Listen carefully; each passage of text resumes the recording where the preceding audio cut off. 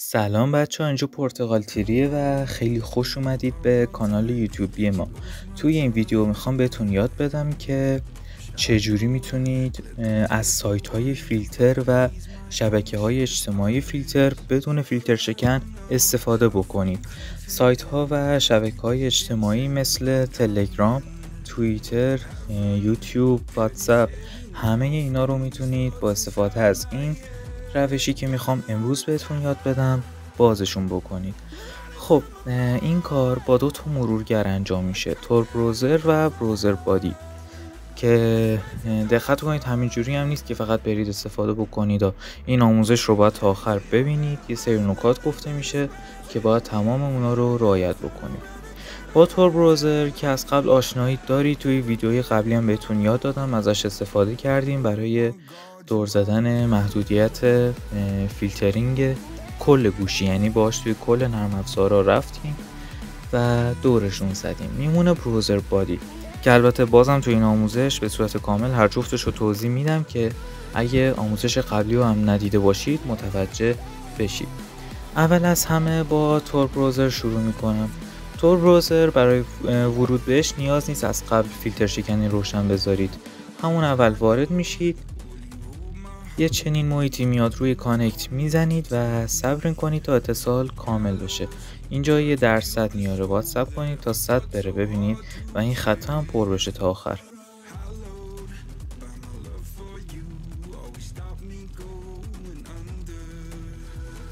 یه چند لحظه اینجا باید صبر بکنیم تا اتصال کامل بشه.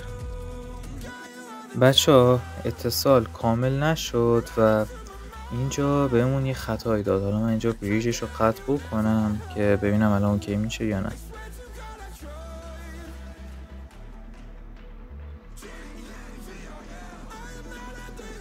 آره همونطور که میبینید الان وارد محیط نرم افزار شدیم. یه چنین محیطی میبینید. از این قسمت میتونید موتور جستجوتون رو انتخاب بکنید، مثلا گوگل، داک گو، اینو دیگه نمیدونم چیه و همینجور چیزا.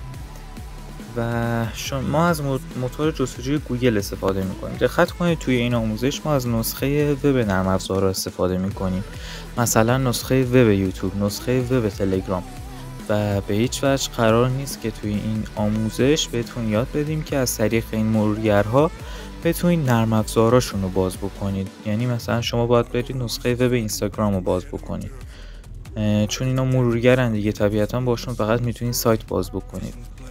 خب بریم که الان تست بکنیم ببینیم تور براوزر چجوریه. من موتور جستجوی گوگل انتخاب میکنم، سایت یوتیوب رو سرچ میکنم، youtube.com. باز میخوام اشتباه سرچ کردم.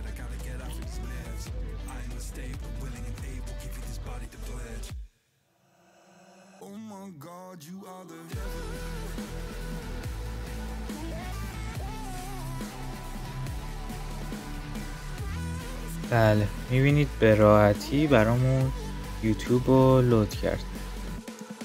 میگه اینجا کوکی ها رو قبول کنید، ما اکسپت ها رو میزنیم و سعی میکنیم تا وارد محیط یوتیوب بشه. میبینید به راحتی ویدیوهای یوتیوب رو برامون لود کرد. خب این از نرم افزار تور براوزر. بریم نرم افزار بعدی، یعنی براوزر بادی رو هم بهتون توضیح بدم. دقت کنید براوزر بادی برای ورود اول بهش نیاز به فیلتر شکن داره. الان من بدون فیلتر شکن وارد میشم، ببینید چجوری میشه. ببینید این خطا رو میاره و از نرم افزار میپره بیرون. حالا برای بار اول وقتی فیلتر شکن بزنید دیگه این خطا نمیاره براتون. الان من فیلتر شکن رو روشن میکنم. اسم فیلتر شکنم تاپ وی پی ان هستش که میتونید از گوگل پلی دانلودش بکنید. خب الان وارد براوزر بادی میشم ببینم چطوری شد.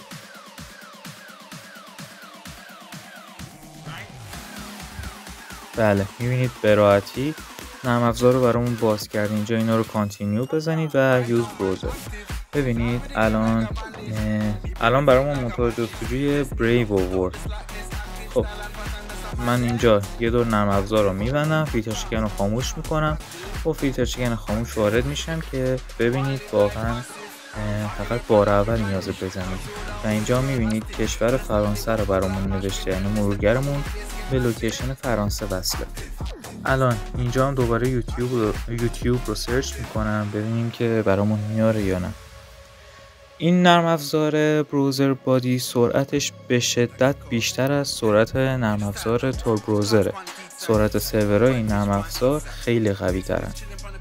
میبینید چقدر سریعتر از اون داره لود میکنه.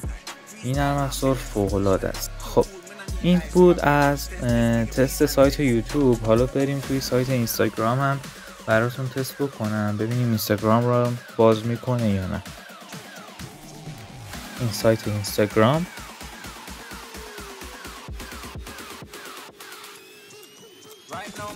بله. خب برای اینکه بخوایم ویدیوهاشو ببینیم که باید لاگین کنیم، برای همین من از بخش ریلز میرم و ویدیوهای ریلزشو میبینم. وارد بخش ریلز میشم. آره میبینید به سرعت خیلی بالایی داره برامون لود میکنه ویدیوهاشو.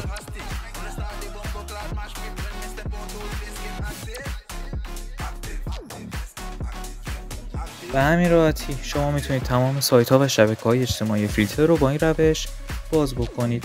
امیدوارم که از این آموزش خوشتون اومده باشه.